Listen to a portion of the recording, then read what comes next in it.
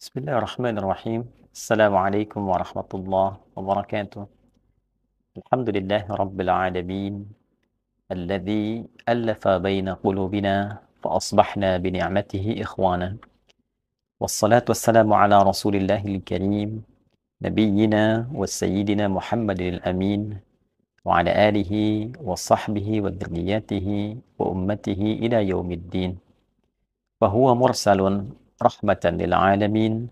والذي باتباع سنته الشريفة أصبحنا للمتقين إماما. Saudara-saudariku, dimanapun berada, semoga video ini menemui kita semua dalam keadaan yang baik, yang sehat, yang mendapat bimbingan dari Allah Subhanahu wa Ta'ala untuk senantiasa menata aktivitas dan perilaku kita sehingga mulia di hadapan Allah Subhanahu wa Ta'ala sampai kita kembali berpulang kepadanya. Alhamdulillah, Allah mempersaudarakan kita dengan ikatan iman, yang dengan itu selamat kita dari berbagai macam kepedihan hidup, selamat kita dari berbagai macam kegelisahan, selamat dari berbagai peluang, sifat-sifat dan sikap-sikap yang tidak mulia, dan dengan iman itulah kemudian kita disatukan untuk menjadi contoh bagi semesta seperti yang dituntun oleh Nabi mulia Nabi Muhammad SAW. Teman-teman dimanapun berada, saat Allah mencipta seluruh anak cucu Adam, dan dalam proses penciptaan itu lalu menghadirkan roh dan menyatukannya dengan jasad pada usia setidaknya kandungan di 4 bulan.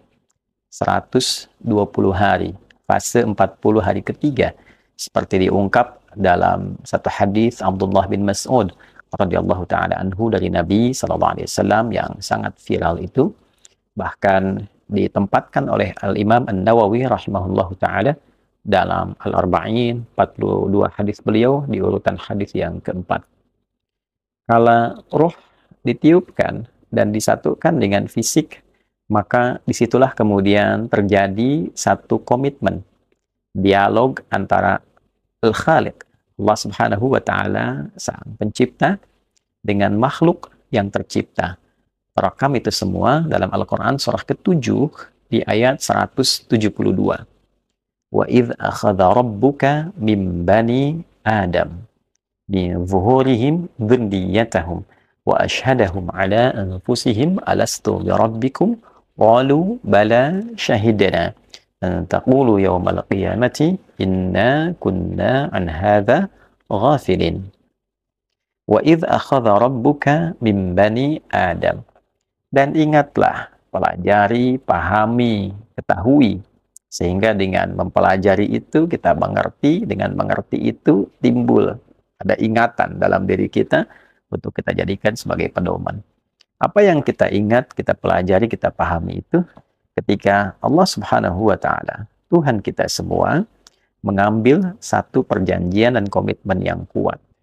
Nah, ini yang ingin saya tegaskan dalam perjanjian komitmen itu, saking mulianya perjanjian ini, saking agungnya, juga dilekatkan di situ unsur nasab.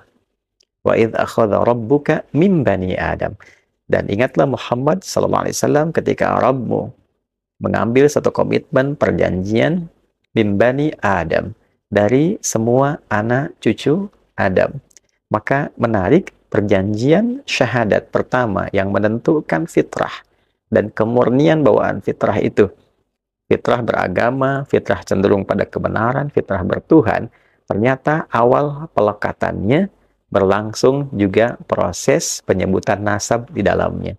Saking mulianya nasab itu, nasab setiap anak cucu Adam, nasab kita semua manusia yang tersambung pada Nabi Adam alaihissalam menjadi mulia dan dilekatkan kemuliaan itu dalam awal proses penciptaan, lebih detailnya penyatuan roh kepada jasad. Setelah terbentuk menjadi mulia, ahsanat taqwim dalam bentuk yang sangat rupawan, maka bersamaan dengan itu pun dilekatkan sifat-sifat kemuliaan sebagai potensi akhlak yang bisa dibawa dalam berkehidupan. Penciptanya Khaliq, yang diciptanya makhluk, maka bawaan yang dibawa oleh makhluk ini disebut dengan akhlak. Maka sifat-sifat potensi baik ini ditanamkan dalam wujud makhluk ini supaya bisa dieksplorasi dari ujung kepala sampai ujung kaki menjadi perilaku yang mulia. Dan penyematan sifat kemuliaan ini pun melekatkan unsur nasab di dalamnya. Al-Quran surah ke-17, Al-Isra di ayat ke-70. Walaqad karramna bani Adam. Dan jangan pernah ragukan, demi keagunganku, aku muliakan. Karramna, aku muliakan. Ya, kata karuma, kemudian karrama, turunannya. Dari situ muncul kata karim, dari situ muncul kata karamah, menunjuk pada satu kemuliaan yang berupa sifat yang mengiringi perilaku. Karena itulah orang-orang yang jujur, yang baik, yang rendah hati, berperilaku baik disebut dengan karim. Rajulun karim, imra'atun karimah. Pelekatan sifat ini menariknya juga dihadirkan unsur nasab di dalamnya. Nasab semua anak cucu Adam disambungkan kepada bapak utamanya, bapak genealogisnya. Walaqad karramna bani Adam. Saudaraku, saat dicipta ditiupkan roh, nasab disebutkan di dalamnya. Saat diberikan sifat-sifat kemuliaan yang bisa digali dan disematkan dalam perilaku, nasab diikutkan di dalamnya. Bahkan ketika kita diminta memenuhi seruan Allah Subhanahu wa Ta'ala yang dihadirkan dari berbagai masjid-masjid itu, nasab pun dihadirkan di dalamnya. Allah Subhanahu wa Ta'ala berfirman di Quran surah ke-7 misalnya, Al-A'raf di ayat ke-31. Ketika Allah menyampaikan, Ya Bani Adama khudhu zinatakum inda kulli masjid. Hai semua anak cucu Adam, kenakan pakaian terbaikmu ya dalam setiap kehadiranmu, memenuhi panggilanmu dari masjid-masjid itu. Kenakan pakaian terbaikmu untuk memenuhi panggilan Allah Subhanahu wa Ta'ala yang datang dari beragam masjid-masjid itu. Dilekatkan panggilan itu dengan nasab. Menjalani kehidupan dari unsur nasab itu, kita diminta belajar dari kakek moyang kita, yaitu Nabi Adam alaihissalam. Bagaimana perilaku beliau, bagaimana kedekatan beliau dengan Allah, pelajaran kehidupan beliau. Maka di dalam surat Al-A'raf, dari turunan-turunan yang sangat menarik tentang kisah-kisah beliau, mulai diberikan pendidikan di surga sampai bertugas di muka bumi, lalu Allah mengatakan supaya kita belajar dari peristiwa itu untuk menjauhi tipu daya setan. Ya Bani Adama la yaftinannakumus syaitanu kama akhraja abawaikum minal jannah. Hei semua anak cucu Adam, lagi-lagi nasab disebutkan. Nasab kita semua anak manusia yang tersambung kepada kakek moyang kita, Adam alaihissalam. Hei seluruh anak cucu Adam, jangan sampai engkau termakan oleh tipu daya setan, terkena provokasi setan yang pernah mempedayai kakek moyangmu, Adam alaihissalam, sehingga mengeluarkan kakekmu itu dari kenikmatan. Diizinkan oleh Allah kejadian itu terjadi pada masa itu untuk memberikan pelajaran pada kita.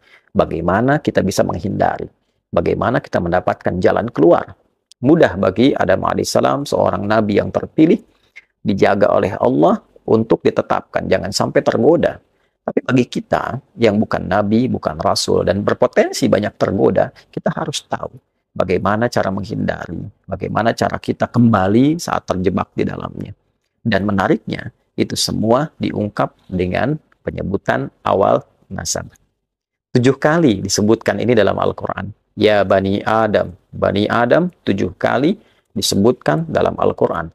Mulai dari awal penciptaan penyatuan roh dengan fisik. Mulai dari penyebutan sifat-sifat mulia yang melekat pada potensi diri kita untuk menjadi perilaku. Lalu juga panggilan-panggilan keindahan untuk menyembah Allah hingga kewaspadaan dan cara kita menjalani aktivitas dalam keseharian. 7 kali disebutkan genealogi nasab ini.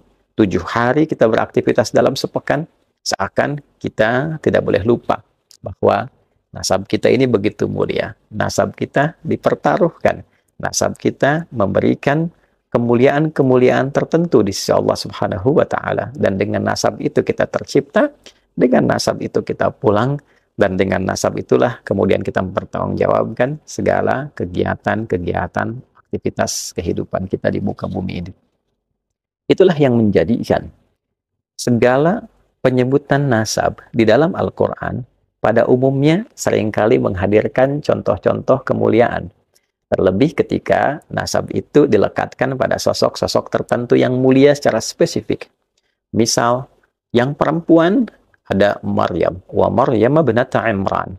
Dan belajarlah tentang Maryam, anak perempuannya Imran.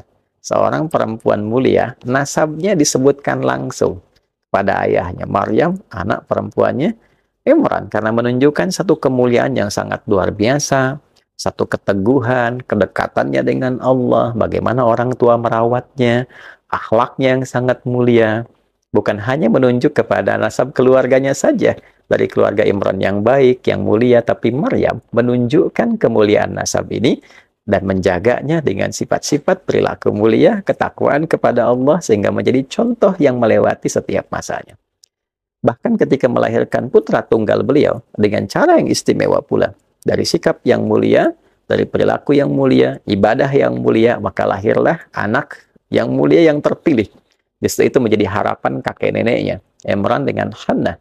Berharap lahir anak laki-laki, kemudian yang lahir perempuan, ternyata cucunya laki-laki. Dan diberi nama Isa. Dan jangan lupa, Isa pun alaihi salam disebutkan dengan nasab ke atasnya. Isa bin Maryam. Isa satu-satunya anak laki-laki Maryam alaihi wassalam. Bagaimana Al-Quran menyifati Isa alaihi salam? Ternyata kemuliaan nasab ini dirangkai dengan kemuliaan perilaku. Sangat viral di Quran surah 19 dengan namanya Maryam, bahkan khususnya di ayat 31 sampai dengan ayat 33 itu.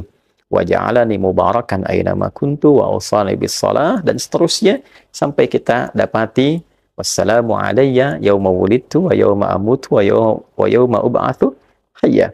Ya, keselamatan di dunia saat akan wafat sampai dengan dibangkitkan di akhirat dalam kebaikan.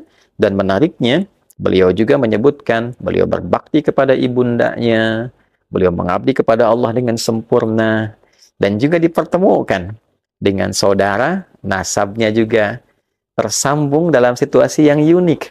Ayahnya yang meminta, yaitu Zakaria alaihi salam, supaya terlahir seorang anak khusus yang Allah saja menganugerahkannya dengan cara yang luar biasa. Menyembuhkan kembali istrinya, bisa mengandung, melahirkan, diberi nama dengan Yahya, dan itu pun pemberian dari Allah. Menariknya, ketika turunan nasab ini disebutkan dari Zakaria, kemudian melahirkan Yahya, menariknya, Yahya disifati oleh Allah dengan perilaku-perilaku yang sangat bisa dan sangat luar biasa diteladani, sifat-sifat yang mulia yang dengan itu ia dikenang. Ya Yahya, khudil kitaba biquwwah wa atainahu al-hukma sabiyya wa hananan min ladunna wa zakata wa kana taqiyya wa barran biwalidayhi wa lam yakun jabbaran asiyya wa salamun alayhi yawma wulida wa yawma yamutu wa yawma yub'atsu hayya. Betapa banyak keunggulan perilaku yang disematkan dalam sifat-sifat ini, dan dengan keunggulan itu menjadi contoh bukan hanya bagi kita sebagai muslim kini, tapi juga kita bisa melacak itu semua sampai ke keluarga ke atasnya. Puncak semua itu, bila kita kumpulkan seluruh keteladanan dari setiap era nabi-nabi mulia, rasul mulia, maka keseluruhannya kita akan temukan keteladanan itu dalam wujud seorang sosok paling mulia di muka bumi ini, yaitu Rasulullah tercinta Nabi Muhammad Sallallahu Alaihi Wasallam. Maka kemuliaan beliau yang nasabnya juga tidak terputus. Beliau lahir, ayahnya sudah meninggal, tapi nasabnya sangat jelas, yang tentu banyak tersebar di kitab-kitab yang bisa kita baca. Tidak cukup dengan itu, bahkan di dalam Al-Quran, kemuliaan itu semua ditampilkan lebih dengan kesempurnaan keteladanannya.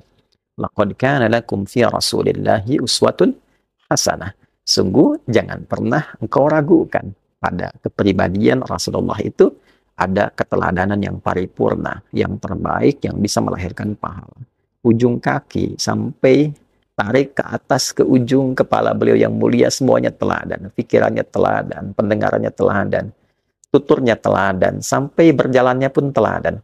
Sehingga Al-Quran sangat tegas mengungkap keteladanannya dengan bentuk pujian. Wa innaka la'ala khuluqin azim. Dan sungguh engkau itu adalah sosok pribadi agung, pemilik semua keteladanan yang sangat mulia. Wa kana khuluquhul Quran. Demikian Sayyidah Aisyah radhiyallahu taala anha ketika ditanya tentang kepribadian Rasulullah, akhlaknya yaitu Al-Quran. Saudara-saudariku dimanapun berada, nasab adalah sesuatu yang sangat mulia untuk kita semua. Ketersambungan nasab juga menjadikan perhatian yang tinggi dalam Islam. Untuk itulah pernikahan diatur, supaya tidak ada kekacauan nasab. Untuk itulah zina dilarang, supaya tidak terjadi keguncangan dalam nasab. Nasab begitu mulia. Dan puncak kemuliaan nasab itu adalah penjagaan terhadap nasab itu dalam bentuk kemuliaan akhlak, kemuliaan perilaku, kemuliaan ibadah, sehingga semua itu terjaga dalam kebaikan-kebaikan. Dan dari situlah kemudian Allah memberikan contoh-contoh keteladanan dalam nasab dan proses penjagaannya dalam bentuk perilaku yang baik untuk kita bisa amalkan dalam kehidupan kita. Itulah yang nampak pada pribadi agung Nabi Muhammad SAW. Alhamdulillah, dalam perjalanan setiap masa sampai dengan kini, kita mendapati keadaan diri kita semua tersambung dalam nasab yang mulia, yaitu ke Nabi Adam alaihissalam. Sebagian dari kita Allah pilihkan. Kita tidak bisa memilih, tapi Allah memilihkan untuk tersambung kepada nasab-nasab mulia, di antaranya nasab Rasulullah SAW, nasab yang tersambung pada Nabi Agung yang kita cintai semua, Nabi Muhammad SAW. Itu adalah satu anugerah yang sangat besar dan mendorong kita untuk mencintai semua itu, keturunan-keturunan Nabi SAW, ketersambungan nasab yang terjaga itu, dan juga amanah Al-Quran, illal mawaddata fil qurbah. Nabi tidak meminta apapun kepada kita kecuali supaya kita bisa berkasih sayang, memberikan perhatian yang baik terhadap kerabat-kerabat beliau. Dan tentunya kepercayaan yang Allah anugerahkan dalam bentuk nasab ini adalah anugerah yang besar juga untuk menjaganya dalam bentuk keteladanan yang pernah Nabi contohkan, yang juga keteladanan yang patut kita tiru. Bagaimana kita ingin meniru Nabi SAW? Tentu kita berharap dari berbagai macam keturunan yang tersambung itu bisa memberikan duplikat-duplikat yang mendekati, yang menjadi contoh bagi kita untuk mengamalkan dalam kehidupan. Kerendah hatian, kelembutan, kesabaran, ketegasan pada penyimpangan, tapi juga kasih sayang mendalam antar sesama. Muhammad Rasulullah walladzina ma'ahu asyidda'u 'alal kuffar ruhama'u bainahum. Muhammad SAW itu Rasulullah yang paling agung, paling mulia, dan orang-orang yang membersamai beliau. Ma'nya ma'iyah, walladzina ma'ahu. Ma'iyah membersamai, dekat, ya, boleh jadi tersambung nasab ataupun juga tersambung pada keumatannya, ya, yang mencintai beliau. Di antara ciri utamanya adalah tegas pada berbagai macam bentuk penyimpangan dari nilai-nilai keagamaan, tapi dalam saat yang bersamaan ruhana ubainahum, saling menyayangi, mencintai sesama muslim, saling menjaga kehormatan sama insan beriman, saling mendamaikan. Dan cukuplah dengan iman saja kita berdamai demi melahirkan ketenangan, kenyamanan, dan kemuliaan. Quran surah ke-49 di ayat ke-10, innamal mu'minuna ikhwatun fa aslihu baina akhawaykum. Sungguh setiap insan beriman itu bersaudara. Bahkan menggunakan adatul hasri, innama. Ya, cukuplah orang beriman itu menjadi punya hubungan saudara karena imannya.